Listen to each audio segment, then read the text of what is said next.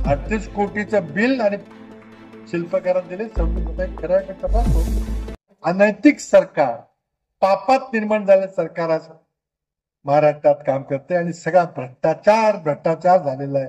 आणि त्याचं शेवटचं ज्वलंत उदाहरण म्हणजे की मालवणला घटना घडली.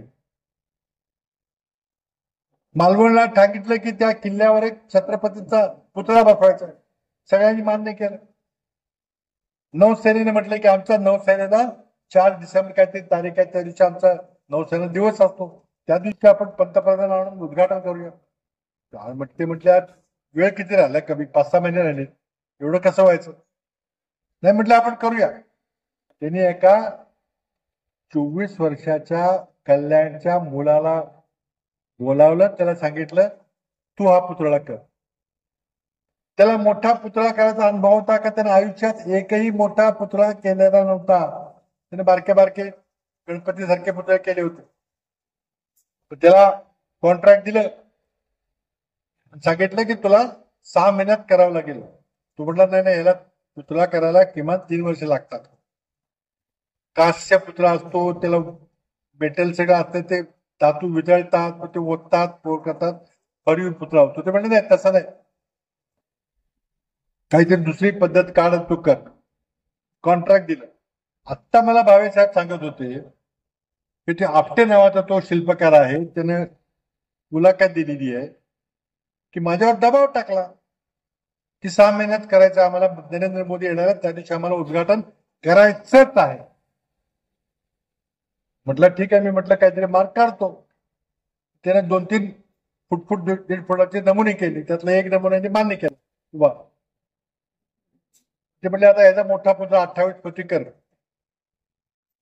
त्याने काहीतरी आधुनिक तंत्रज्ञान करून पुतळ्याची छपाई करण्याची मशीन आणली.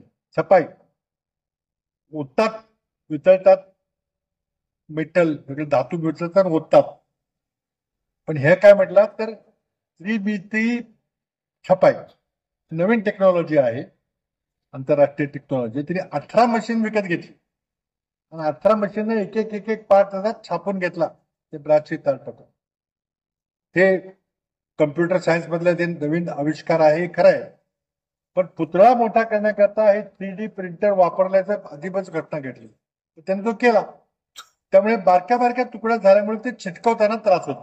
त्याला वेल्डिंग करावं लागतं. तिथं कुठेतरी कमतरता राहिली. आता तो कॉन्ट्रॅक्टर म्हणतोय की मला, तर भावेसाहेब सांगतात, मला माहित नाही, मी माहिती घेतो, शोध घेतो. त्याने कुठेतरी इंटरव्ह्यू दिला की मला म्हटले या कामाकरता 26 लाख रुपये दिले. त्या आपटे नावाचा कॉन्ट्रॅक्टर. पण वस्तुस्थिती काय? बिल काढलं 38 कोटी रुपयाचं. 38 कोटीचं बिल आणि शिल्पकारांना दिले 26 रुपये. खरं तपासतो. आता माहिती मिळालेली आहे, कारण त्या माणसानं मुलाखत दिलेली आहे एका पेपरला. ती मुलाखत छापून आलेली आहे. भ्रष्टाचाराची चरमसीमा झालेली आहे की त्यांनी छत्रपती शिवरायांच्या पुतळ्यामध्ये देखील भ्रष्टाचार करायला सोडलं नाही. आणि म्हणून गेल्या लोकसभा निवडणुकीमध्ये महाराष्ट्रातील जनतेने याचा दारुण पराभव केला.